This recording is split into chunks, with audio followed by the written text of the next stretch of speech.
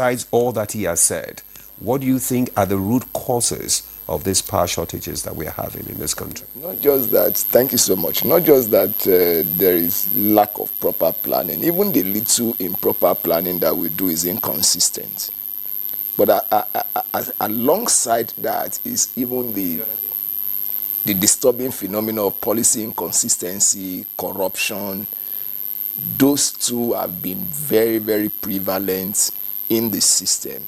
For instance, we know that currently two former ministers of power are going through court trials for what they did with money that was voted for the power sector. At least, I mean, it's a known issue for allegation of corruption of what they spent money for. Apart from that, the issue of policy inconsistency has been a major bane of this sector. Not just that alone, we don't have respect for contractual agreements.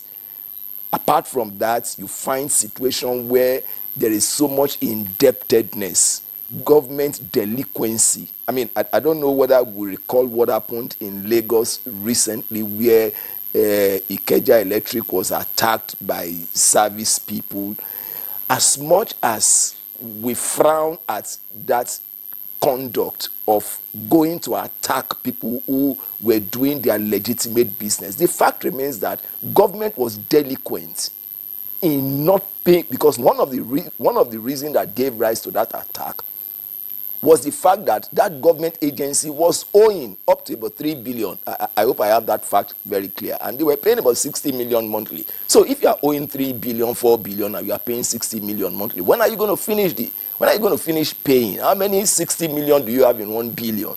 So, but these people are providing a service for the nation.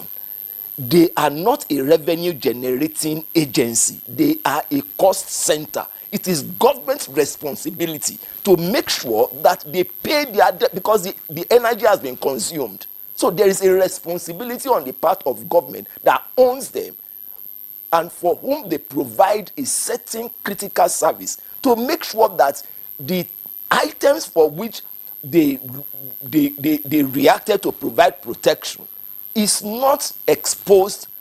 I mean, the public is not exposed to the danger of such a thing. I mean, look at what happened. I can't remember the year now when there was this explosion at the Ikeja cantonment. Somebody was telling me that as far as Satellite Town, look at the distance between the Ikeja and Satellite Town in Lagos. The sound that was produced was like the bomb was exploding behind their houses. Same thing on the island as well. So if they have a responsibility to make sure that those explosives are kept at certain temperature and pressure, and then the disco has a responsibility to recover its money, are you going to blame the disco for withdrawing service? So we have seen policy inconsistency, we have seen political interest, we have seen selfish interest. Lack of national interest is one of the issues that is driving the power sector in the wrong direction. It's driving the power sector southwards. And as a result of that, unless we have a change of attitude, okay, take for instance, the Honorable Minister of Power launched 2 documents about a week or 2 weeks ago. Those documents, I mean, the review of those documents, they have taken 24 years, because the first one was done in 2001. And it's only after 24 years. For a sector like the power sector, you cannot be insensitive to exponential developments. It is within this same period that we have had explosion in the production of handsets. It is within this same period that we have had sporadic or exponential growth in population. And electricity is equal to life. I don't know how many of us, I know so many of us can relate. As you are going home and you get to your environment, most of us have what we used to monitor, whether there is light at home now. So when you get to the monitor point that you see supply, and maybe you are sad before you got there, you feel a sense of relief. But the moment you get to that monitoring point and there is no, so, oh my God, that despondency is there. So that tells you how critical electricity is to us. So We have the issue of lack of proper planning. I mean, take SCADA, for instance. SCADA, that is supposed to be a critical equipment in transmission, has been in production line for over 40 years. So if you are going to take 20 years to prepare for madness, how long are you going to get mad? I mean, I'm sorry for the use of that word on air. But the point I'm trying to make is that it's taking too long for us to get out of this mess that we have found ourselves in this country. Policy inconsistency. Government has to be ready to take up that responsibility to say, we want to do this. Look at the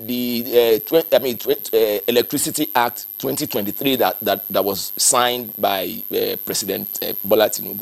This is something that the likes of our forefathers, Awolowo, had advocated in the 50s, that regions should be allowed to generate their own electricity. We are just realizing the importance of such policy direction.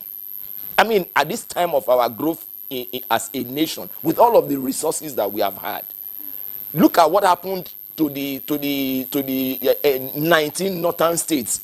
Was it at the beginning of the year, or was it last year, when the whole of that economy was cut off from the national grid for 2 weeks? Last year. Look at the damage to socioeconomic activities. Look at all the things that would have happened. Look at the criminal activities that would have taken place. Why is it that it is on? I mean, of all the lines, most of them became redundant, and it was only one that was functional. And it was when that one was put under pressure that we now started running around, and we spent, only God knows how many billions we spent to recover that line. Mr. Fadika, let's